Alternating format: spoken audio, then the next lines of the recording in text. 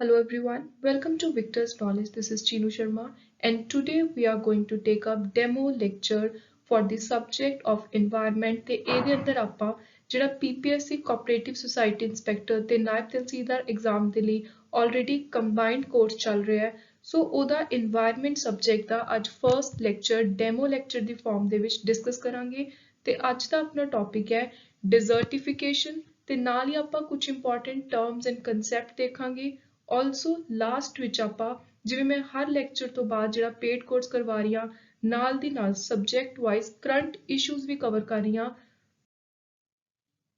Also, if you want any other detail regarding this course, ਤੁਸੀਂ ਕੱਲਾ video lecture ਵੀ ਲੈ ਸਕਦੇ ਹੋ, ਕੱਲੇ ਨੋਟਸ ਬਾਏ ਕਰ ਸਕਦੇ ਹੋ, ਕੱਲੇ ਟੈਸਟ ਬਾਏ ਕਰ ਸਕਦੇ ਹੋ ਜਾਂ ਫਿਰ ਤੁਸੀਂ ਪੂਰਾ ਦਾ ਪੂਰਾ ਇੱਕ ਕ੍ਰੈਸ਼ ਕੋਰਸ ਵੀ ਬਾਏ ਕਰ ਸਕਦੇ ਹੋ। ਸੋ ਜੇ ਤੁਹਾਨੂੰ ਕੋਈ ਵੀ ਹੋਰ ਇਨਫੋਰਮੇਸ਼ਨ ਚਾਹੀਦੀ ਹੈ regarding this PPSC cooperative and Nayab combined course ਤਾਂ ਤੁਸੀਂ ਮੈਨੂੰ ਈਮੇਲ ਕਰ ਸਕਦੇ ਹੋ legalvictor02896@gmail.com ਜਾਂ ਤੁਸੀਂ ਡਾਇਰੈਕਟ ਮੈਸੇਜ ਭੇਜ ਸਕਦੇ ਹੋ ਇੰਸਟਾਗ੍ਰਾਮ ਪੇਜ ਵਿਕਟਰਸ ਨੌਲੇਜ ਉੱਤੇ। ਸੋ ਆਪਣਾ ਕੰਸੈਪਟ ਹੈ ਅੱਜ ਦਾ ਡਿਜ਼ਰਟੀਫਿਕੇਸ਼ਨ ਚਾਹੇ ਕੋਈ ਇੰਟਰਨੈਸ਼ਨਲ ਲੈਵਲ ਦੀ ਨਿਊਜ਼ ਹੈ ਨੈਸ਼ਨਲ ਲੈਵਲ ਦੀ ਨਿਊਜ਼ ਹੈ ਬਾਰ-ਬਾਰ ਇਹ ਜਿਹੜਾ ਵਰਡ ਹੈ ਉਹ ਆਪਾਂ ਨੂੰ ਸੁਣਨ ਨੂੰ ਮਿਲਦਾ ਹੈ ਇਸੇ ਲਈ ਜਦੋਂ ਆਪਾਂ এনवायरमेंट ਦਾ ਟੌਪਿਕ ਕਰਦੇ ਆ ਪੂਰਾ ਕਨਸੈਪਟ ਕਰਦੇ ਆ ਤਾਂ ਡਿਜ਼ਰਟੀਫਿਕੇਸ਼ਨ ਨੂੰ ਡੀਟੇਲ ਦੇ ਵਿੱਚ ਦੇਖਣਾ ਬਹੁਤ ਜ਼ਿਆਦਾ ਜ਼ਰੂਰੀ ਹੈ ਸੋ ਡਿਜ਼ਰਟੀਫਿਕੇਸ਼ਨ ਦਾ ਮਤਲਬ ਹੈ ਇਹ ਜਿਹਾ ਪ੍ਰੋਸੈਸ ਜਿਹਦੇ ਅੰਦਰ ਜਿਹੜੀ ਜੀਵ ਵਿਗਿਆਨਕ ਉਤਪਾਦਕਤਾ ਹੈ ਕਿਸੇ ਵੀ ਡਰਾਈ ਲੈਂਡ ਦੀ ਬਾਇਓਲੋਜੀਕਲ ਪ੍ਰੋਡਕਟਿਵਿਟੀ ਹੈ ਸੁੱਕੇ ਏਰੀਆਜ਼ ਦੀ ਏਰਿਡ ਤੇ ਸੈਮੀ ਏਰੀਆ ਲੈਂਡ ਦੀ ਉਹ ਘਟਦੀ ਜਾਂਦੀ ਹੈ ਤੇ ਉਹਦੇ ਕਾਰਨ ਹੁੰਦੇ ਨੇ ਕੁਝ ਨੈਚੁਰਲ ਤੇ ਕੁਝ ਮੈਨ ਮੇਡ ਡਿਜ਼ਰਟੀਫਿਕੇਸ਼ਨ ਦਾ ਮਤਲਬ ਇਹ ਨਹੀਂ ਹੈ ਕਿ ਜਿਹੜੇ ਮਾਰੂਥਲ ਏਰੀਆਜ਼ ਨੇ ਡਿਜ਼ਰਟਸ ਨੇ ਉਹ ਵੱਧ ਰਹੇ ਨੇ ਇਹਦਾ ਮਤਲਬ ਹੈ ਜਿਹੜੇ ਆਲਰੇਡੀ ਸੁੱਕੇ ਏਰੀਆਜ਼ ਨੇ ਉਹਨਾਂ ਦੀ ਬਾਇਓਲੋਜੀਕਲ ਪ੍ਰੋਡਕਟਿਵਿਟੀ ਜਿਹੜੀ ਉੱਥੇ ਆਪਾਂ ਉਤਪਾਦਕਤਾ ਦੀ ਗੱਲ ਕਰਦੇ ਹਾਂ ਉਹ ਬੇਸਿਕਲੀ ਘਟ ਰਹੀ ਹੈ so it does not mean the expansion of existing desert ਸੋ ਜਿਹੜੇ ਆਲਰੇਡੀ ਡੈਜ਼ਰਟ ਹੈਗੇ ਨੇ ਕਾਫੀ ਵਾਰੀ ਸਟੂਡੈਂਟਸ ਇਹ ਵਰਡ ਨੂੰ ਇਸ ਚੀਜ਼ ਵਿੱਚ ਕਨਫਿਊਜ਼ ਕਰ ਜਾਂਦੇ ਨੇ ਕਿ ਸ਼ਾਇਦ ਡਿਜ਼ਰਟੀਫਿਕੇਸ਼ਨ ਦਾ ਮਤਲਬ ਹੈ ਕਿ ਡਿਜ਼ਰਟ ਵਾਲਾ ਏਰੀਆ ਵੱਧਦਾ ਜਾ ਰਿਹਾ ਹੈ ਪਰ ਇਹਦਾ ਡਿਜ਼ਰਟ ਵਾਲੇ ਏਰੀਆ ਦੀ ਐਕਸਪੈਂਸ਼ਨ ਦੇ ਨਾਲ ਕੋਈ ਲੈਣਾ ਦੇਣਾ ਨਹੀਂ ਹੈ ਡਿਜ਼ਰਟੀਫਿਕੇਸ਼ਨ ਦਾ ਮਤਲਬ ਹੈ ਕਿ ਕੋਈ ਏਰਿਡ ਸੈਮੀ ਏਰੀਆ ਜਿਹੜਾ ਲੈਂਡ ਹੈ ਉਹਦੀ ਪ੍ਰੋਡਕਟਿਵਿਟੀ ਘਟ ਰਹੀ ਹੈ ਤੇ ਉਹਦੇ ਕਾਰਨ ਕੀ ਹੋ ਸਕਦੇ ਨੇ ਕਾਜ਼ਸ ਕੀ ਹੋ ਸਕਦੇ ਨੇ ਕੁਝ ਮੈਨ ਮੇਡ ਤੇ ਕੁਝ ਨੈਚੁਰਲ ਮੈਨ ਮੇਡ ਦੇ ਅੰਦਰ ਆਂਦਾ ਹੈ ਓਵਰ ਗ੍ਰੇਜ਼ਿੰਗ ਇੱਕ ਜਗ੍ਹਾ ਦੀ ਤੁਸੀਂ ਜ਼ਿਆਦਾ ਗ੍ਰੇਜ਼ਿੰਗ ਕਰ ਰਹੇ ਹੋ ਦੈਨ ਤੁਸੀਂ ਕਿਤੋਂ ਪੇੜ ਪੌਦਿਆਂ ਨੂੰ ਕੱਟ ਰਹੇ ਹੋ ਡੀਫੋਰੈਸਟੇਸ਼ਨ ਹੋ ਰਹੀ ਹੈ ਜਾਂ ਤੁਹਾਡੀਆਂ ਫਾਰਮਿੰਗ ਪ੍ਰੈਕਟਿਸਿਸ ਇਸ ਤਰ੍ਹਾਂ ਦੀਆਂ ਨੇ ਜਿਹੜੀਆਂ ਇੱਕ ਏਰੀਏ ਦੀ ਫਰਟੀਲਿਟੀ ਨੂੰ ਪ੍ਰੋਡਕਟਿਵਿਟੀ ਨੂੰ ਘਟਾ ਰਹੀਆਂ ਨੇ ਦੈਨ ਅਰਬਨਾਈਜੇਸ਼ਨ ਸੋ ਕੁਝ ਇਹੋ ਜਿਹੇ ਏਰੀਆਜ਼ ਨੇ ਜਿੱਥੇ ਤੁਸੀਂ ਇਸ ਤਰ੍ਹਾਂ ਦੀਆਂ ਹਾਨੀਕਾਰਕ ਇੰਡਸਟਰੀਜ਼ ਲਗਾ ਰਹੇ ਹੋ ਜਾਂ ਕਿਸੇ ਏਰੀਆ ਦੇ ਨੇੜੇ ਇਹੋ ਜਿਹੀ ਇੰਡਸਟਰੀ ਲੱਗੀ ਹੋਈ ਹੈ ਜਿਹਦਾ ਜਿਹੜਾ ਟੌਕਸਿਕ ਪਾਣੀ ਹੈ ਉਹ ਲੈਂਡ ਤੱਕ ਪਹੁੰਚ ਰਿਹਾ ਹੈ ਸੋ ਇਹ ਸਾਰੇ ਮੇਨ ਕਾਰਨ ਹੁੰਦੇ ਨੇ ਜਿਹੜੇ ਡਿਜ਼ਰਟੀਫਿਕੇਸ਼ਨ ਦਾ ਕਾਰਨ ਬਣਦੇ ਨੇ ਰਿਸੋਰਸਿਸ ਦੀ ਤੁਸੀਂ ਓਵਰ ਯੂਟਿਲਾਈਜੇਸ਼ਨ ਕਰ ਰਹੇ ਹੋ ਓਵਰ ਐਕਸਪਲੋਇਟੇਸ਼ਨ ਕਰ ਰਹੇ ਹੋ ਦੈਨ ਕਲਾਈਮੇਟ ਚੇਂਜ ਸੋ ਇਹ ਕੁਝ ਮੇਨ ਕਾਰਨ ਨੇ ਮੈਨ ਮੇਡ ਕਾਜ਼ਸ ਜਿਹੜੇ ਰਿਜ਼ਲਟ ਕਰਦੇ ਨੇ ਡਿਜ਼ਰਟੀਫਿਕੇਸ਼ਨ ਵਿੱਚ ਜੇ ਹੁਣ ਆਪਾਂ ਨੈਚੁਰਲ ਕਾਜ਼ਸ ਦੀ ਗੱਲ ਕਰੀਏ ਤਾਂ ਉਹਦਾ ਸਭ ਤੋਂ ਬੇਸਿਕ ਕਾਰਨ ਹੈ ਨੈਚੁਰਲ ਡਿਜ਼ਾਸਟਰ ਕਿਤੇ ਅਰਥਕੁਏਕ ਆ ਗਿਆ ਫਲੱਡ ਆ ਗਿਆ ਦੈਨ ਵਿੰਡ ਇਰੋਜ਼ਨ ਵਾਟਰ ਇਰੋਜ਼ਨ ਤੇ ਜਿਹੜੇ ਵੀ ਨੈਚੁਰਲ ਕਾਰਨ ਨੇ ਉਹ ਵੀ ਡਾਇਰੈਕਟਲੀ ਇਨਡਾਇਰੈਕਟਲੀ ਮੈਨ ਮੇਡ ਦੇ ਨਾਲ ਹੀ ਜੁੜੇ ਹੋਏ ਨੇ ਕਿਉਂਕਿ ਜੇ ਆਪਾਂ ਹੁਣ ਵਿੰਡ ਇਰੋਜ਼ਨ ਦੀ ਗੱਲ ਕਰਦੇ ਹਾਂ ਜਾਂ ਫਿਰ ਆਪਾਂ ਵਾਟਰ ਇਰੋਜ਼ਨ ਦੀ ਗੱਲ ਕਰਦੇ ਹਾਂ ਤਾਂ ਮੇਨਲੀ ਤਾਂ ਹੁੰਦੀ ਹੈ ਜੇ ਕਿਸੇ ਏਰੀਆਜ਼ ਉੱਤੋਂ ਆਪਾਂ ਪੇੜ ਪੌਦਿਆਂ ਨੂੰ ਕੱਟ ਦਈਏ ਸੋ ਡੀਫੋਰੈਸਟੇਸ਼ਨ ਦਾ ਹੀ ਰਿਜ਼ਲਟ ਹੁੰਦਾ ਹੈ ਸੋਇਲ ਇਰੋਜ਼ਨ ਵਿੰਡ ਇਰੋਜ਼ਨ ਵਾਟਰ ਇਰੋਜ਼ਨ ਸੋ ਮੈਨ ਮੇਡ ਤੇ ਜਿਹੜੇ ਨੈਚੁਰਲ ਕਾਰਨ ਨੇ ਡਿਜ਼ਰਟੀਫਿਕੇਸ਼ਨ ਦੇ ਉਹਨਾਂ ਨੂੰ ਤੁਸੀਂ ਰਿਲੇਟ ਕਰਕੇ ਪੜ੍ਹਨਾ ਨੈਕਸਟ ਟੌਪਿਕ ਆ ਗਿਆ ਇੰਪੈਕਟ ਜਿਹੜੀ ਹੁਣ ਆਪਾਂ ਡਿਜ਼ਰਟੀਫਿਕੇਸ਼ਨ ਦੀ ਗੱਲ ਕਰ ਰਹੇ ਹਾਂ ਸੋ ਪੰਜਾਬੀ ਦੇ ਵਿੱਚ ਡਿਜ਼ਰਟੀਫਿਕੇਸ਼ਨ ਨੂੰ ਆਪਾਂ ਕਹਿੰਦੇ ਆ ਮਾਰੂਥਲੀਕਰਨ ਸੋ ਇਹਦਾ ਇੰਪੈਕਟ ਕੀ ਹੈ ਇਹਦਾ ਕਿਹੜੀਆਂ-ਕਿਹੜੀਆਂ ਚੀਜ਼ਾਂ ਉੱਤੇ ਅਸਰ ਪੈਂਦਾ ਹੈ ਸੋ ਤਿੰਨ ਚੀਜ਼ਾਂ ਉੱਤੇ ਦਾ ਮੇਨ ਅਸਰ ਹੈ ਸਭ ਤੋਂ ਪਹਿਲਾਂ ਤਾਂ ਵਾਤਾਵਰਣ ਉੱਤੇ এনवायरमेंट ਉੱਤੇ ਇਹੀ ਕਾਰਨ ਹੈ ਕਿ ਇਸ ਟੌਪਿਕ ਨੂੰ ਆਪਾਂ ਮੇਨ ਐਮਫੈਸਿਸ ਕਰਕੇ এনवायरमेंट ਸਬਜੈਕਟ ਦੇ ਅੰਦਰ ਪੜ੍ਹ ਰਹੇ ਹਾਂ ਦੂਜਾ ਕਾਰਨ ਹੈ ਇਕਨੋਮਿਕਲ ਤੀਜਾ ਹੈ ਸੋਸ਼ਲ ਸੋ এনवायरमेंट ਉੱਤੇ ਇਹਦਾ ਕੀ ਅਸਰ ਪਊਗਾ ਪਹਿਲੀ ਚੀਜ਼ ਜਿਹੜੀ ਵੈਜੀਟੇਸ਼ਨ ਹੈ ਕਿਤੇ ਕੋਈ ਕ੍ਰੌਪਸ ਵਗੈਰਾ ਲਗਾਈਆਂ ਹੋਈਆਂ ਨੇ ਉਹਨਾਂ ਦੀ ਤਬਾਹੀ ਹੋ ਰਹੀ ਹੈ ਡਿਸਟਰਕਸ਼ਨ ਹੋ ਰਹੀ ਹੈ ਕਿਉਂਕਿ ਜੇ ਕਿਸੇ ਪਾਰਟਿਕੂਲਰ ਏਰੀਆ ਦੀ ਉੱਥੇ ਸੁੱਕਾ ਪੈ ਰਿਹਾ ਹੈ ਉੱਥੇ ਜਿਹੜੀ ਬਾਇਓਲੋਜੀਕਲ ਪ੍ਰੋਡਕਟਿਵਿਟੀ ਆ ਉਹ ਘਟ ਰਹੀ ਹੈ ਤਾਂ ਉਹਦਾ ਡਾਇਰੈਕਟ ਅਸਰ ਕਿਹਦੇ ਉੱਤੇ ਆਊਗਾ? ਫਸਲ ਉੱਤੇ, ਵੈਜੀਟੇਸ਼ਨ ਉੱਤੇ। ਕਿਉਂ? ਕਿਉਂਕਿ ਦੂਜਾ ਇਹਦਾ ਉਰੇ ਇੰਪੈਕਟ ਲਿਖਿਆ ਹੋਇਆ ਇਨਫਰਟੀਲਿਟੀ। ਜਿਹੜੀ ਉਹ ਸੋਇਲ ਹੈ, ਉਸ ਜਗ੍ਹਾ ਦੀ ਮਿੱਟੀ ਹੈ, ਉਹ ਬਿਲਕੁਲ ਵੀ ਫਰਟਾਈਲ ਨਹੀਂ ਰਹੂਗੀ, ਉਹ ਇਨਫਰਟਾਈਲ ਹੋ ਜੂਗੀ। ਸੋਇਲ ਇਰੋਜ਼ਨ ਜ਼ਿਆਦਾ ਹੋਊਗੀ। ਨੈਚੁਰਲ ਡਿਜ਼ਾਸਟਰ ਜ਼ਿਆਦਾ ਆ ਸਕਣਗੇ। ਜਿਹੜਾ ਏਰੀਆ ਸੁੱਕਾ ਪਿਆ ਹੋਊਗਾ, ਉੱਥੇ ਟਰੀਜ਼ ਵਗੈਰਾ ਨਹੀਂ ਲੱਗੇ ਹੋਣਗੇ, ਸੋ ਉੱਥੇ ਬਹੁਤ ਈਜ਼ੀ ਹੋ ਜਾਂਦਾ ਹੈ ਨੈਚੁਰਲ ਡਿਜ਼ਾਸਟਰ ਦਾ ਆਉਣਾ ਤੇ ਨਾਲ ਹੀ ਸੋਇਲ ਇਰੋਜ਼ਨ ਹੋਣਾ। ਦੈਨ ਲੈਂਡ ਡੀਗ੍ਰੇਡੇਸ਼ਨ, ਜਿਹੜੀ ਮਿੱਟੀ ਹੈ, ਉੱਥੋਂ ਦੀ ਜ਼ਮੀਨ ਹੈ, ਉਹ ਬਿਲਕੁਲ ਬੰਜਰ ਹੋ ਜੂਗੀ, ਡੀਗ੍ਰੇਡ ਹੋ ਜੂਗੀ। ਡਾਇਰੈਕਟ ਇਹਦਾ ਇੰਪੈਕਟ ਹੀ ਇਹ ਹੈ, ਅਸਰ ਹੀ ਹੈ ਡਿਜ਼ਰਟੀਫਿਕੇਸ਼ਨ ਦਾ, ਕਿਸੇ ਜਗ੍ਹਾ ਦੀ ਪ੍ਰੋਡਕਟਿਵਿਟੀ ਦਾ ਘਟ ਜਾਣਾ। ਦੈਨ ਵਾਟਰ ਪੋਲਿਊਸ਼ਨ ਲਾਸਟ ਵਿੱਚ ਹੈ, ਬਾਇਓਡਾਇਵਰਸਿਟੀ ਤੇ ਸਪੀਸੀਜ਼ ਦਾ ਖਤਮ ਹੋਣਾ। ਸੋ ਕਿਸੇ ਜਗ੍ਹਾ ਦੇ ਉੱਤੇ ਜੇ ਬਿਲਕੁਲ ਸੁੱਕਾ ਪੈ ਗਿਆ, ਉੱਥੇ ਡਿਜ਼ਰਟੀਫਿਕੇਸ਼ਨ ਆ ਗਿਆ, ਬਿਲਕੁਲ ਮਾਰੂਥਲੀਕਰਨ ਹੋ ਗਿਆ, ਤਾਂ ਉੱਥੇ ਜਿਹੜੇ ਪਹਿਲਾਂ ਵਧੀਆ ਤਰੀਕੇ ਦੇ ਨਾਲ ਸਪੀਸੀਜ਼ ਰਹਿ ਰਹੀਆਂ ਸੀ, ਬਾਇਓਡਾਇਵਰਸਿਟੀ ਸੀ, ਐਨੀਮਲ ਸੀ, ਬਰਡ ਸੀ, ਪਲਾਂਟ ਸੀ, ਹੌਲੀ ਹੌਲੀ ਉਹ ਸਾਰੇ ਉਸ ਜਗ੍ਹਾ ਤੋਂ ਅਲੋਪ ਹੁੰਦੇ ਜਾਣਗੇ, ਐਕਸਟਿੰਕਟ ਹੁੰਦੇ ਜਾਣਗੇ। ਦੈਨ ਜੇ ਹੁਣ ਆਪਾਂ ਨੈਕਸਟ ਇਹਦਾ ਅਸਰ ਦੇਖੀਏ ਡਿਜ਼ਰਟੀਫਿਕੇਸ਼ਨ ਦਾ ਇਕਨੋਮਿਕਲ ਅਸਰ, ਪਹਿਲੀ ਚੀਜ਼ increased occurrence of natural hazard। ਸੋ ਜ਼ਿਆਦਾ ਨੈਚੁਰਲ ਕਲੈਮਿਟੀਜ਼ ਆਉਣਗੀਆਂ, ਜ਼ਿਆਦਾ ਫਲੱਡ ਆਉਣਗੇ, ਲੈਂਡਸਲਾਈਡ ਹੋਗੀ, ਸੁੱਕਾ ਪਊਗਾ, ਤੇ ਉਹਦਾ ਅਸਰ ਕਿਹਦੇ ਤੇ ਆਊਗਾ? ਇਕੋਨਮੀ ਉੱਤੇ। ਦੈਨ ਐਗਰੀਕਲਚਰ ਪ੍ਰੋਡਕਟਿਵਿਟੀ ਘਟੂਗੀ, ਸੋ ਉਹਦੇ ਨਾਲ ਪੂਰੇ ਦੇਸ਼ ਨੂੰ ਜਦੋਂ ਘੱਟ ਇਕੋਨਮਿਕ ਫਾਇਦਾ ਹੋਊਗਾ ਐਗਰੀਕਲਚਰ ਤੋਂ, ਤਾਂ ਉਹਦਾ ਪੂਰੇ ਦੇ ਪੂਰੇ ਦੇਸ਼ ਦੀ ਆਰਥਿਕ ਹਾਲਤ ਉੱਤੇ ਅਸਰ ਪਊਗਾ। Then next very important, poverty ਜ਼ਿਆਦਾ ਵਧੂਗੀ, ਗਰੀਬੀ ਆਊਗੀ। ਗਰੀਬੀ ਕਿਵੇਂ ਆਊਗੀ? ਕਿਸੇ ਜਗ੍ਹਾ ਦੇ ਉੱਤੇ ਬਹੁਤ ਸਹੀ ਤਰੀਕੇ ਦੇ ਨਾਲ ਵੈਜੀਟੇਸ਼ਨ ਹੋ ਰਹੀ ਹੈ, ਉੱਥੋਂ ਲੋਕ ਕਮਾਈ ਕਰ ਰਹੇ ਨੇ, ਜੇ ਹੁਣ ਉੱਥੇ ਡਿਜ਼ਰਟੀਫਿਕੇਸ਼ਨ ਆ ਗਈ ਤਾਂ ਆਟੋਮੈਟਿਕਲੀ ਉੱਥੋਂ ਦੇ ਲੋਕਾਂ ਦੀ ਜਿਹੜੀ ਬੇਸਿਕ ਰੋਜ਼ੀ ਰੋਟੀ ਸੀ ਉਹ ਚਲੀ ਜਾਊਗੀ। ਸੋ ਉੱਥੇ ਕੀ ਹੋ ਜੂਗੀ? ਗਰੀਬੀ ਆ ਜੂਗੀ। ਜਾਂ ਫਿਰ ਜੇ ਕਿਸੇ ਜਗ੍ਹਾ ਉੱਤੇ ਕੋਈ ਨੈਚੁਰਲ ਹੈਜ਼ਾਰਡ ਆ ਗਿਆ, ਨੈਚੁਰਲ ਡਿਜ਼ਾਸਟਰ ਆ ਗਿਆ, ਤਾਂ ਉਹਦਾ ਵੀ ਅਸਰ ਕੀ ਹੋਣ ਵਾਲਾ ਹੈ? ਉੱਥੋਂ ਦੇ ਰਹਿਣ ਵਾਲੇ ਲੋਕਾਂ ਉੱਤੇ ਹੀ ਉਹਦਾ ਅਸਰ ਦੇਖਣ ਨੂੰ ਮਿਲੂਗਾ। ਓਵਰਆਲ ਪ੍ਰੋਡਕਟਿਵਿਟੀ ਹੈ, ਜਿਹੜੇ ਪੂਰੇ ਦੇਸ਼ ਦੀ ਆਰਥਿਕਤਾ ਹੈ, ਉਹਦੇ ਤੇ ਅਸਰ ਪਊਗਾ, ਇਕੋਨਮੀ ਨੀਚੇ ਗਿਰੂਗੀ। ਨੈਕਸਟ ਹੈ ਸੋਸ਼ਲ ਇੰਪੈਕਟ। ਸੋ ਸੋਸ਼ਲ ਇੰਪੈਕਟ ਵੀ ਆਲਮੋਸਟ ਇਨਵਾਇਰਮੈਂਟਲ ਤੇ ਇਕਨੋਮਿਕਲ ਵਿੱਚੋਂ ਹੀ ਨਿਕਲਦੇ ਨੇ। ਲੋਕਾਂ ਨੂੰ ਫੂਡ ਦੀ ਕਮੀ ਆਊਗੀ, ਫੂਡ ਸਿਕਿਉਰਿਟੀ ਇਸ਼ੂਜ਼ ਆਉਣਗੇ, ਜਦੋਂ ਉਹਨਾਂ ਦੀ ਵੈਜੀਟੇਸ਼ਨ ਉੱਤੇ ਅਸਰ ਪਊਗਾ, ਲੋਕਾਂ ਦੇ ਘਰ ਉਹਨਾਂ ਤੋਂ ਚਲੇ ਜਾਣਗੇ। ਦੈਨ ਜਦੋਂ ਕੋਈ ਵੀ ਨੈਚੁਰਲ ਡਿਜ਼ਾਸਟਰ ਆਉਂਦਾ ਤਾਂ ਲੋਕਾਂ ਨੂੰ ਇੱਕ ਜਗ੍ਹਾ ਤੋਂ ਦੂਜੀ ਜਗ੍ਹਾ ਜਾਣਾ ਪੈਂਦਾ, ਕਿਤੇ ਹੜ੍ਹ ਆ ਗਏ, ਕਿਤੇ ਸੁੱਕਾ ਪੈ ਗਿਆ, ਕੋਈ ਅਰਥਕੁਏਕ ਆ ਗਿਆ, ਲੈਂਡਸਲਾਈਡ ਹੋ ਗਏ, ਤਾਂ ਲੋਕਾਂ ਨੂੰ ਮਾਈਗ੍ਰੇਟ ਕਰਨਾ ਪੈਂਦਾ ਹੈ। ਸੋ ਫੋਰਸਡ ਮਾਈਗ੍ਰੇਸ਼ਨ ਹੋਊਗੀ। ਆਲਸੋ ਫੈਮਾਈਨ, ਪੋਵਰਟੀ, ਜਿੰਨੇ ਵੀ ਆਪਾਂ ਨੇ ਪਹਿਲਾਂ ਇਕੋਨਮਿਕਸ ਦੇ ਅੰਦਰ ਵੀ 2-3 ਇੰਪੋਰਟੈਂਟ ਸੋਸ਼ਲ ਇਸ਼ੂਜ਼ ਦੇਖੇ ਨੇ, ਉਹ ਵੀ ਉਰੇ ਦੁਬਾਰਾ ਆਉਣਗੇ। ਸੋ ਫੈਮਾਈਨ ਦੇ ਵਿੱਚ ਰਾਈਜ਼ ਹੋਊਗਾ, ਪੋਵਰਟੀ, ਗਰੀਬੀ ਦੇ ਵਿੱਚ ਇਨਕਰੀਜ਼ ਹੋਊਗਾ, ਸੋਸ਼ਲ ਕਨਫਲਿਕਟ ਆਉਣਗੇ ਲੋਕਾਂ ਦੀ। ਸੋ ਇਹ ਸੀ ਕੁਝ ਮੇਨ ਅਸਰ ਇੰਪੈਕਟ ਡਿਜ਼ਰਟੀਫਿਕੇਸ਼ਨ ਦੇ। ਸੋ ਪਹਿਲਾਂ ਆਪਾਂ ਨੇ ਸਟਾਰਟਿੰਗ ਵਿੱਚ ਡਿਜ਼ਰਟੀਫਿਕੇਸ਼ਨ ਦਾ ਮੀਨਿੰਗ ਦੇਖਿਆ। ਐਗਜ਼ਾਮ ਦੇ ਵਿੱਚ ਤੁਹਾਨੂੰ ਡਾਇਰੈਕਟਲੀ ਮੀਨਿੰਗ ਉੱਤੇ MCQ ਆਉਣ ਦੇ ਜ਼ਿਆਦਾ ਚਾਂਸਸ ਨੇ, ਕਿਉਂਕਿ ਜਦੋਂ ਵੀ ਇਨਵਾਇਰਮੈਂਟ ਦੇ ਵਿੱਚੋਂ ਕੁਐਸਚਨਸ ਆਉਂਦੇ ਨੇ, ਸਪੈਸ਼ਲੀ ਕਰੰਟ ਇਸ਼ੂਜ਼ ਦੇ ਵਿੱਚੋਂ, ਤਾਂ ਉੱਥੇ ਤੁਹਾਨੂੰ ਡਾਇਰੈਕਟਲੀ ਇਹੀ ਪੁੱਛਿਆ ਜਾਂਦਾ ਹੈ ਕਿ ਇਸ ਟਰਮ ਦਾ ਮੀਨਿੰਗ ਕੀ ਹੈ। ਸੋ ਤੁਸੀਂ ਸਭ ਤੋਂ ਪਹਿਲਾਂ ਤਾਂ ਡਿਜ਼ਰਟੀਫਿਕੇਸ਼ਨ ਦਾ ਮੀਨਿੰਗ ਤਿਆਰ ਕਰਨਾ ਹੈ। ਦੈਨ ਇੰਪੋਰਟੈਂਟ ਕਾਜ਼ਸ, ਮੈਨ-ਮੇਡ ਕਿਹੜੇ ਨੇ, ਨੈਚੁਰਲ ਕਿਹੜੇ ਨੇ, ਤੇ ਇਹਨਾਂ ਸਾਰੇ ਕਾਰਨਾਂ ਦੇ ਕਰਕੇ ਜਦੋਂ ਡਿਜ਼ਰਟੀਫਿਕੇਸ਼ਨ ਹੁੰਦੀ ਹੈ, ਉਹਦਾ ਇਨਵਾਇਰਮੈਂਟ ਉੱਤੇ ਕੀ ਅਸਰ ਆਉਂਦਾ, ਇਕੋਨਮੀ ਉੱਤੇ ਕੀ ਇੰਪੈਕਟ ਹੈ, ਤੇ ਸੁਸਾਇਟੀ ਉੱਤੇ ਕੀ ਇੰਪੈਕਟ ਹੈ। ਨੈਕਸਟ ਹੁਣ ਆਪਣੇ ਦੇਸ਼ ਦੇ ਵਿੱਚ, ਜਦ ਆਪਾਂ ਪਾਰਟਿਕੂਲਰਲੀ ਪਹਿਲਾਂ ਇੰਡੀਆ ਦੀ ਗੱਲ ਕਰੀਏ, ਤਾਂ ਇਸ ਮਾਰੂਥਲੀਕਰਨ ਨੂੰ, ਡਿਜ਼ਰਟੀਫਿਕੇਸ਼ਨ ਨੂੰ ਕਰਬ ਕਰਨ ਦੇ ਲਈ, ਖਤਮ ਕਰਨ ਦੇ ਲਈ, ਕੰਟਰੋਲ ਕਰਨ ਦੇ ਲਈ ਇੰਡੀਆ ਨੇ ਕਿਹੜੇ-ਕਿਹੜੇ ਸਟੈਪ ਚੱਕੇ ਨੇ। ਸਭ ਤੋਂ ਪਹਿਲਾਂ ਇਹਦੇ ਵਿੱਚ ਜਿਹੜੀ ਇੰਪੋਰਟੈਂਟ ਪ੍ਰੋਗਰਾਮ ਆਉਂਦਾ ਹੈ, ਉਹ ਹੈ ਕਮਾਂਡ ਏਰੀਆ ਡਿਵੈਲਪਮੈਂਟ।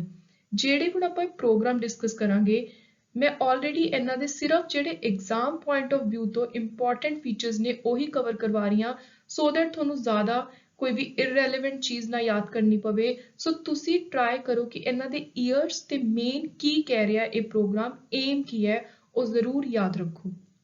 ਸੋ ਸਭ ਤੋਂ ਪਹਿਲਾਂ ਆਉਂਦਾ ਹੈ ਕਮਾਂਡ ਏਰੀਆ ਡਿਵੈਲਪਮੈਂਟ। 1974 ਵਿੱਚ ਇਹ ਲਾਂਚ ਹੋਇਆ। ਇਹਦੇ ਅੰਦਰ ਜੋ ਸਿੰਚਾਈ ਹੈ, ਇਰੀਗੇਸ਼ਨ ਹੈ, ਉਹਨੂੰ ਲੈ ਕੇ ਮੇਨ ਵਾਟਰ ਮੈਨੇਜਮੈਂਟ ਨੂੰ ਹੋਰ ਇਫੈਕਟਿਵ ਕਰਨ ਦੇ ਲਈ ਸਟੈਪਸ ਚੱਕੇ ਗਏ, ਤੇ ਜਿਹੜੀ ਮਿਨਿਸਟਰੀ ਆਫ ਵਾਟਰ ਰਿਸੋਰਸ ਦੀ, ਉਹਨੇ ਸਟੇਟ ਗਵਰਨਮੈਂਟਸ ਦੇ ਨਾਲ ਮਿਲ ਕੇ, ਜੋ ਵੀ ਰਿਸਪੈਕਟਿਵ ਸਟੇਟ ਗਵਰਨਮੈਂਟ ਸੀ, ਉਹਨਾਂ ਨਾਲ ਕੋਆਰਡੀਨੇਟ ਕਰਕੇ ਇਸ ਕਮਾਂਡ ਏਰੀਆ ਡਿਵੈਲਪਮੈਂਟ ਨੂੰ ਪ੍ਰੋਪਰ ਤਰੀਕੇ ਦੇ ਨਾਲ ਇੰਪਲੀਮੈਂਟ ਕਰਵਾਉਣ ਦੇ ਲਈ ਹੱਥ ਮਿਲਾਇਆ। So it was launched in 1974 to improve the irrigation potential utilization and to optimize agricultural production through effective water management. Ministry of Water Resource coordinate the implementation of program with respective state government.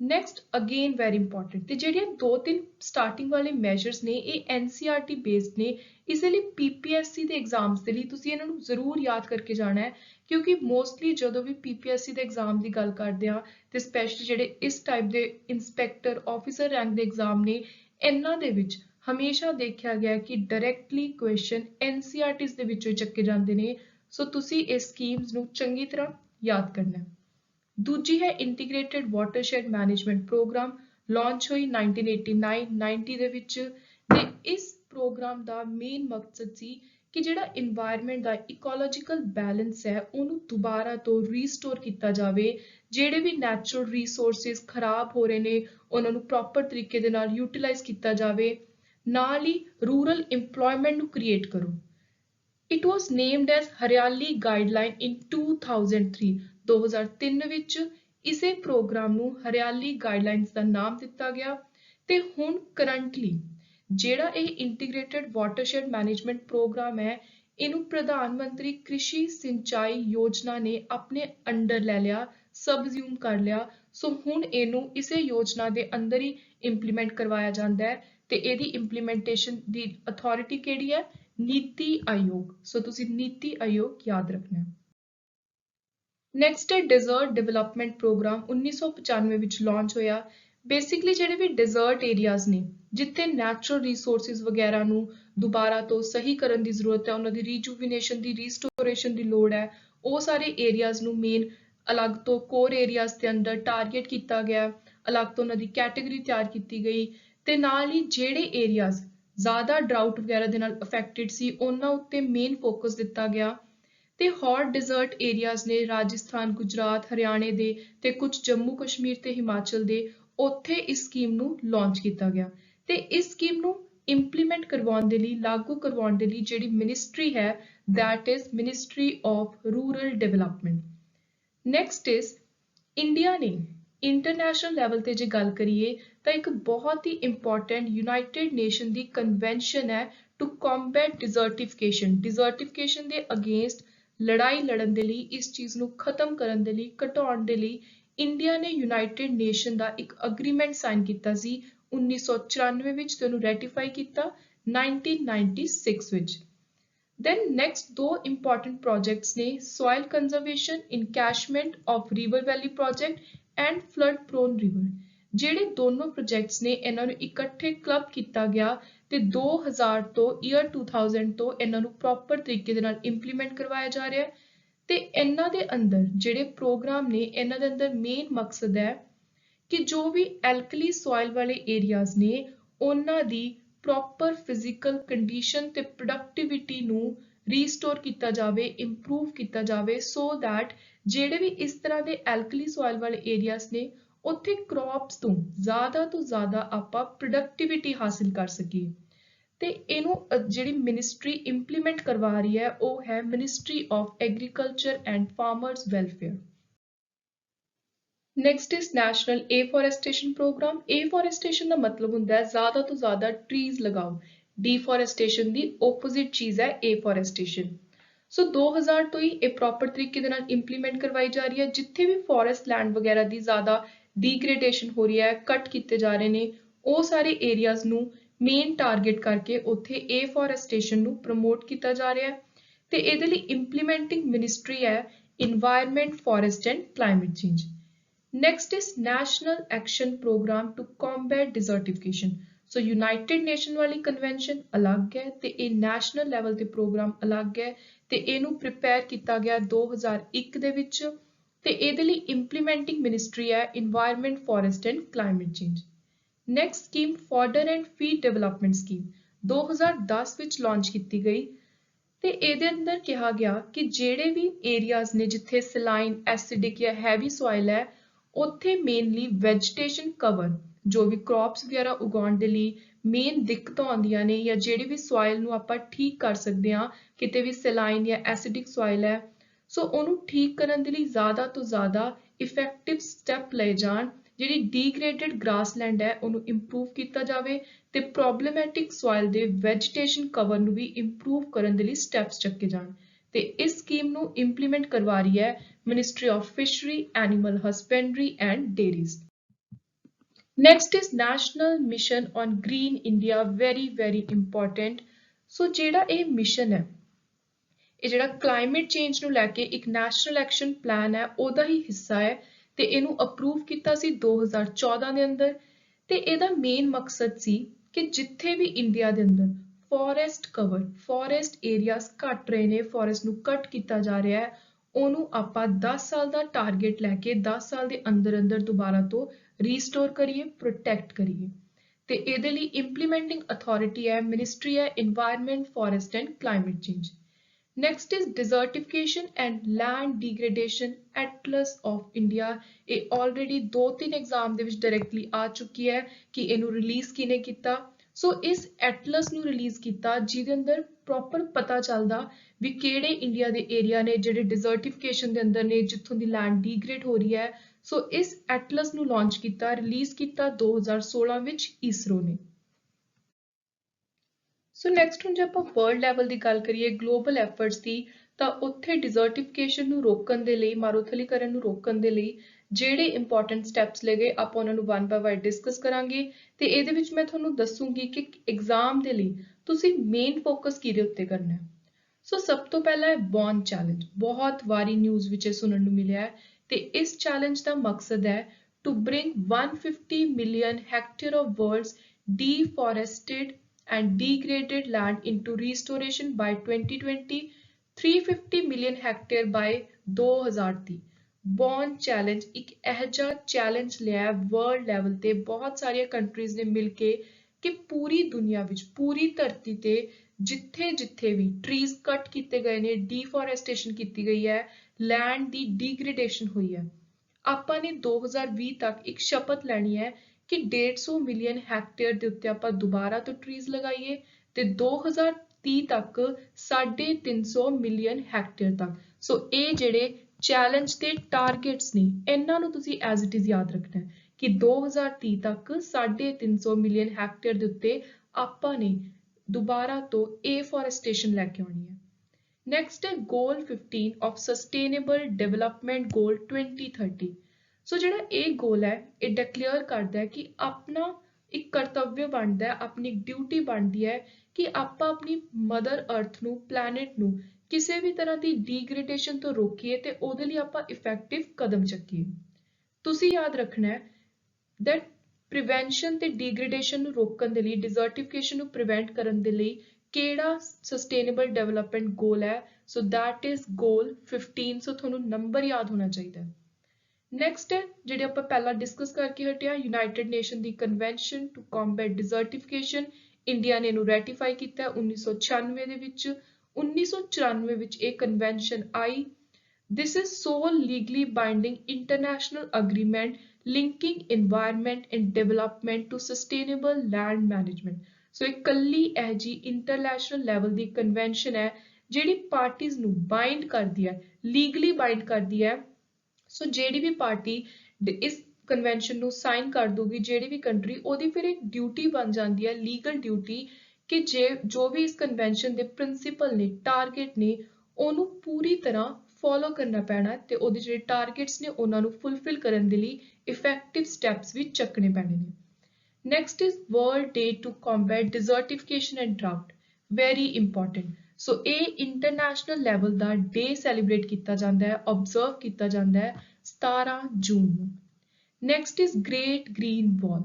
Global Environment Facility ਨੇ ਇਸ initiative ਨੂੰ start ਕੀਤਾ ਜਿੱਥੇ 11 countries ਜਿਹੜੀਆਂ ਸਾਹਿਲ ਸਹਾਰਨ African countries ਨੇ ਉਹਨਾਂ ਨੇ ਆਪਸ ਦੇ ਵਿੱਚ ਫੋਕਸ ਕੀਤਾ, ਇੱਕ ਐਫਰਟਸ ਲੈ ਕੇ ਆਏ, ਆਪਸ ਦੇ ਵਿੱਚ ਉਹਨਾਂ ਨੇ ਹੱਥ ਮਿਲਾਏ against land degradation and revive native plant life to landscape.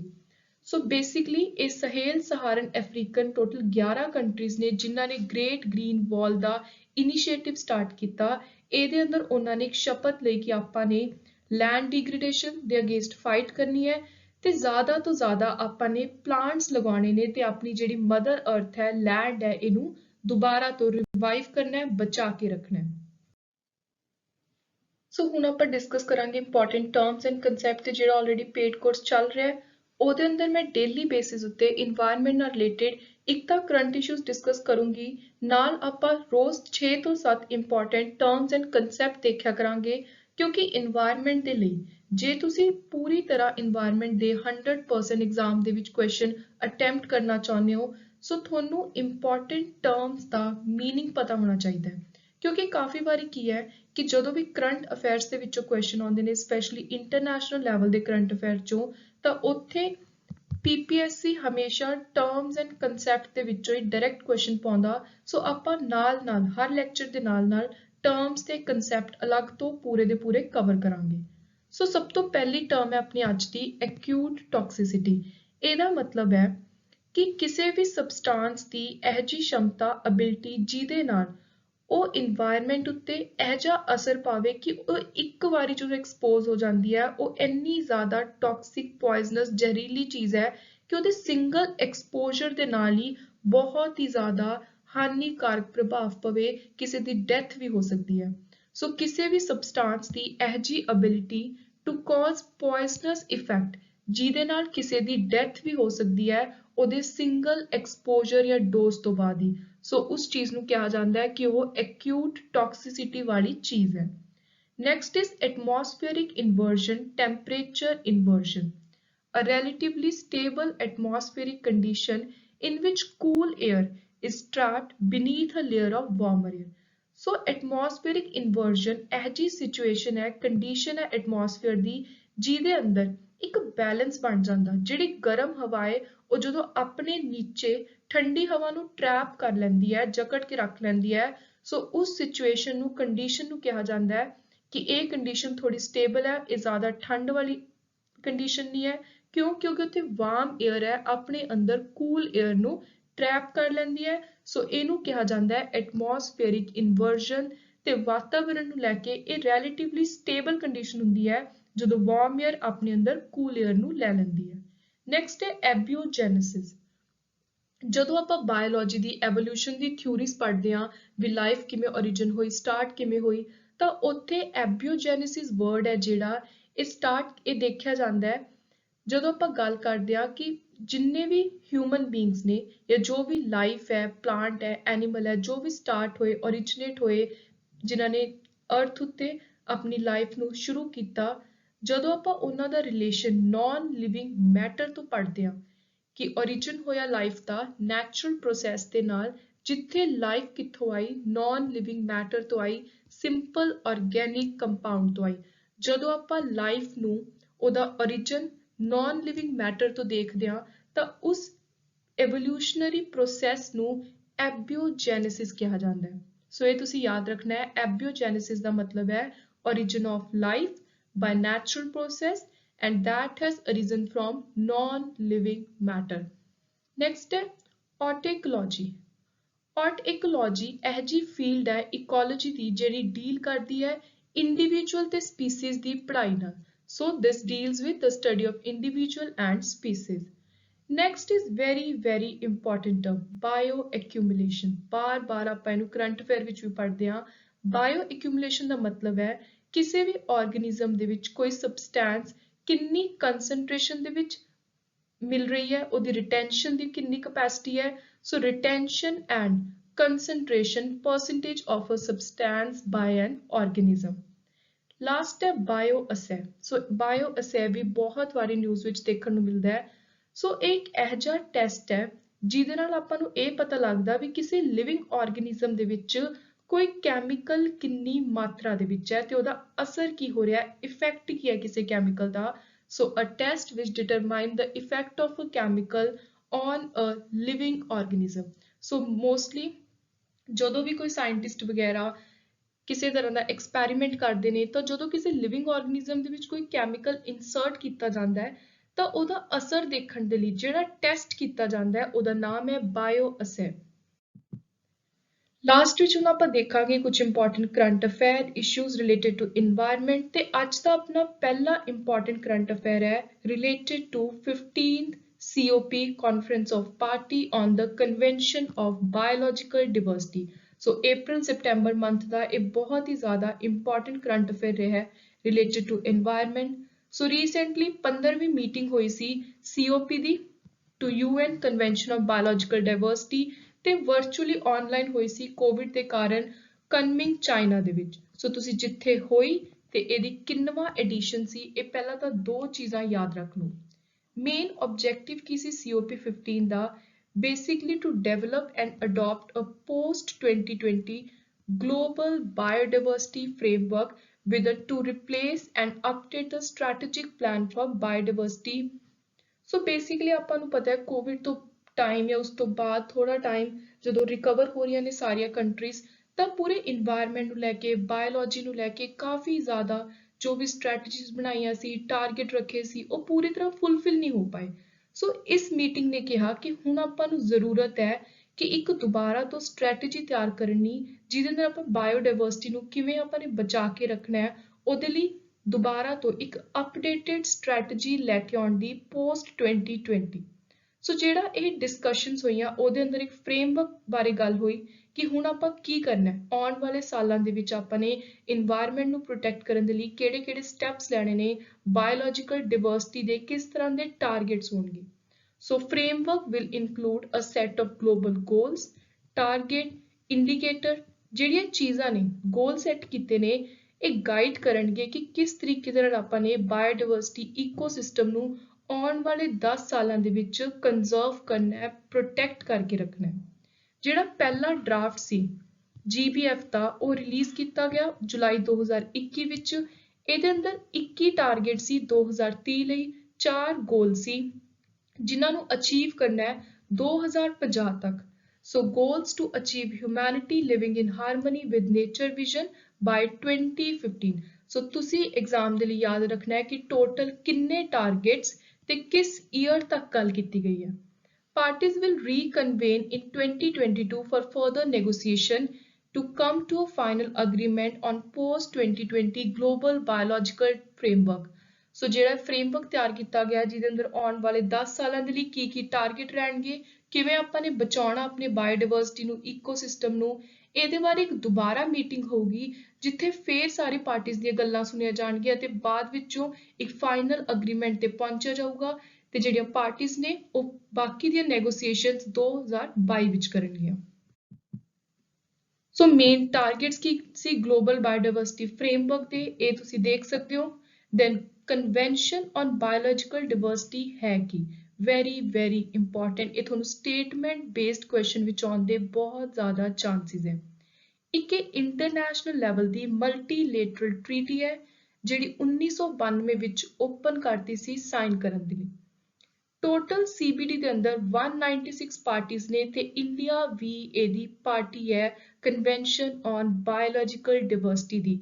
ਇਹਦੇ ਤਿੰਨ ਮੇਨ ਆਬਜੈਕਟਿਵਸ ਕੀ ਨੇ conservation of biological diversity sustainable use of component of biological diversity fair and equitable sharing of benefits ਜੋ ਵੀ ਜੈਨੇਟਿਕ ਰਿਸੋਰਸਿਸ ਤੋਂ benefits ਆਉਂਦੇ ਨੇ ਉਹਨਾਂ ਨੂੰ ਕਿਹਾ ਗਿਆ ਹੈ ਕਿ ਸਾਰੇ ਸਹੀ ਤਰੀਕੇ ਦੇ ਨਾਲ ਫੇਅਰ ਤੇ ਬਰਾਬਰ ਤਰੀਕੇ ਦੇ ਨਾਲ ਇਹਨਾਂ ਨੂੰ ਸ਼ੇਅਰ ਕਰੋ ਤੇ ਇਹਨਾਂ ਦੇ ਬੈਨੀਫਿਟਸ ਨੂੰ ਇੰਜੋਏ ਕਰੋ। ਹੋਰ ਸਪਲੀਮੈਂਟਰੀ ਅਗਰੀਮੈਂਟ ਕਿਹੜੇ ਨੇ CBD ਦੇ so Cartagena protocol Nagoya protocol Nagoya Kuala Lumpur supplementary protocol on liability and redress to Cartagena protocol on biosafety। So ਇਹ ਤਿੰਨੋਂ ਪ੍ਰੋਟੋਕਾਲਸ ਦੇ ਵੀ ਤੁਸੀਂ ਨਾਮ ਯਾਦ ਰੱਖਣੇ ਨੇ ਕਿਉਂਕਿ ਐਗਜ਼ਾਮ ਵਿੱਚ ਬਹੁਤ ਵਾਰੀ ਆਉਂਦਾ ਹੈ ਕਿ ਕਾਰਟੇਜੀਨਾ ਪ੍ਰੋਟੋਕਾਲ ਜਾਂ ਨਗੋਆ ਪ੍ਰੋਟੋਕਾਲ ਕਿਸ ਚੀਜ਼ ਨਾਲ ਰਿਲੇਟਡ ਹੈ। ਸੋ ਇਹ ਬਾਇਓਲੋਜੀਕਲ ਡਾਇਵਰਸਿਟੀ ਨਾਲ ਰਿਲੇਟਡ ਹੈ ਇਹ ਤੁਹਾਨੂੰ ਪਤਾ ਹੋਣਾ ਚਾਹੀਦਾ। ਸੋ ਹੁਣ ਆਪਾਂ ਅੱਜ ਦਾ ਆਪਣਾ ਲਾਸਟ ਕਨਸੈਪਟ ਦੇਖਦੇ ਹਾਂ that is related to water commodification। So basically ਇਹਦਾ ਇਸ਼ੂ ਕੀ ਹੈ ਵਾਟਰ ਦਾ ਮਤਲਬ ਪਾਣੀ ਕਮੋਡਿਫਿਕੇਸ਼ਨ ਦਾ ਮਤਲਬ ਹੈ ਜਦੋਂ ਆਪਾਂ ਕਿਸੇ ਚੀਜ਼ ਨੂੰ ਇੱਕ ਕਮੋਡਿਟੀ ਵਸਤੂ ਦੇ ਤੌਰ ਤੇ ਦੇਖੀਏ ਤੇ ਮਾਰਕੀਟ ਪ੍ਰਾਈਸ ਦੇ ਅਕੋਰਡਿੰਗ ਆਪਾਂ ਇਕਨੋਮਿਕ ਜੋ ਸਪਲਾਈ ਡਿਮਾਂਡ ਵਾਲੇ ਫੈਕਟਰ ਨੇ ਉਹਨਾਂ ਨੂੰ ਦੇਖਦੇ ਹੋਏ ਜਦੋਂ ਕਿਸੇ ਚੀਜ਼ ਦਾ ਆਪਾਂ ਕੋਈ ਮੁੱਲ ਰੱਖ ਦਿੰਨੇ ਆ ਉਹਨੂੰ ਆਪਾਂ ਕੋਈ ਪ੍ਰਾਈਸ ਦੇ ਦਿੰਨੇ ਆ ਸੈੱਟ ਕਰ ਦਿੰਨੇ ਆ ਇੱਕ ਮਾਰਕੀਟ ਟ੍ਰਾਂਜੈਕਸ਼ਨ ਦੇ ਤੌਰ ਤੇ ਸੋ ਉਸ ਪੂਰੇ ਸਿਨੈਰੀਓ ਨੂੰ ਕਿਹਾ ਜਾਂਦਾ ਹੈ ਕਮੋਡਿਫਿਕੇਸ਼ਨ, ਤੇ ਉਰੇ ਗੱਲ ਹੋ ਰਹੀ ਹੈ ਪਾਣੀ ਦੀ ਕਮੋਡਿਫਿਕੇਸ਼ਨ ਦੀ। So it refers to water handled as a commodity under supply and demand market dynamics as a way of ਵੇਚਣ ਦੇ ਲਈ ਪਾਣੀ ਨੂੰ setting the price of market transaction between user। 2020 ਦਸੰਬਰ ਵਿੱਚ ਪਹਿਲੀ ਵਾਰੀ ਹਿਸਟਰੀ 'ਚ ਹੋਇਆ ਸੀ ਕਿ ਇੱਕ ਪਾਣੀ ਨੂੰ ਲੈ ਕੇ tradeable water price future index launch ਕੀਤਾ ਸ਼ਿਕਾਗੋ ਸਟਾਕ ਐਕਸਚੇਂਜ ਨੇ। ਆਲਸੋ ਜਿਹੜਾ ਚੌਥਾ ਪ੍ਰਿੰਸੀਪਲ ਹੈ Dublin statement on water and sustainable development 1992 ਦਾ, ਉਹਦੇ ਵਿੱਚ ਸਪੈਸ਼ਲੀ ਲਿਖਿਆ ਗਿਆ ਚੌਥੇ ਪ੍ਰਿੰਸੀਪਲ ਦੇ ਅੰਦਰ ਕਿ ਪਾਣੀ ਨੂੰ ਇਕਨੋਮਿਕ ਗੁੱਡ ਦੇ ਤੌਰ ਤੇ ਆਪਾਂ ਰੈਕੋਗਨਾਈਜ਼ ਕਰ ਸਕਦੇ ਹਾਂ। ਪਾਣੀ ਇੱਕ ਫਾਈਨੈਂਸ਼ੀਅਲ ਐਸੈਟ ਦਾ ਬੇਸ ਬਣ ਸਕਦਾ ਹੈ, ਬੇਸਿਸ ਬਣ ਸਕਦਾ ਹੈ। ਪਰ ਰੀਸੈਂਟਲੀ ਇਸ਼ੂ ਕੀ ਆਇਆ ਹੁਣ, ਹਿਊਮਨ ਰਾਈਟਸ ਦੇ ਨਾਲ ਰਿਲੇਟਡ ਇੱਕ ਸਪੈਸ਼ਲ ਰੈਪੋਰਟਰ ਹੈ which is related to safe drinking and water sanitation, ਇੱਕ ਗਰੁੱਪ ਹੈ, ਉਹਨੇ ਯੂਨਾਈਟਿਡ ਨੇਸ਼ਨ ਨੂੰ ਬਹੁਤ ਸਟ੍ਰਿਕਟਲੀ ਰਿਕੁਐਸਟ ਵੀ ਕੀਤੀ ਤੇ ਇਸ ਚੀਜ਼ ਦੀ ਜਾਣਕਾਰੀ ਵੀ ਦਿੱਤੀ ਕਿ ਪਾਣੀ ਨੂੰ ਆਪਾਂ ਕਮੋਡਿਟੀ ਕਿਵੇਂ ਮੰਨ ਸਕਦੇ ਹਾਂ। ਜਿਹੜਾ ਪਾਣੀ ਹੈ ਸੇਫ ਡਰਿੰਕਿੰਗ ਵਾਟਰ ਹੈ, ਇਹ ਮਨੁੱਖੀ ਅਧਿਕਾਰ ਹੈ, ਹਰ ਕਿਸੇ ਨੂੰ ਬਿਨਾਂ ਕੋਈ ਪੈਸੇ ਦੇ ਇਹਦਾ ਪੂਰਾ ਐਕਸੈਸ ਹੋਣਾ ਚਾਹੀਦਾ ਹੈ। ਸੋ ਉਹਨਾਂ ਨੇ ਕਿਹਾ, ਇਨਫੋਰਮ ਕੀਤਾ ਯੂਐਨ ਜਨਰਲ ਅਸੈਂਬਲੀ ਨੂੰ ਕਿ ਤੁਸੀਂ ਇਸ ਇਸ਼ੂ ਵੱਲ ਦੇਖੋ ਕਿ ਕਾਫੀ ਜਗ੍ਹਾ ਦੇ ਉੱਤੇ ਥੋੜੇ ਜਿਹੇ ਸਾਲਾਂ ਤੋਂ ਪਾਣੀ ਨੂੰ ਇੱਕ ਕਮੋਡਿਟੀ ਦੇ ਤੌਰ ਤੇ ਦੇਖਿਆ ਜਾ ਰਿਹਾ ਹੈ ਤੇ ਇਹ ਮਨੁੱਖੀ ਅਧਿਕਾਰਾਂ ਦੇ ਖਿਲਾਫ ਹੈ।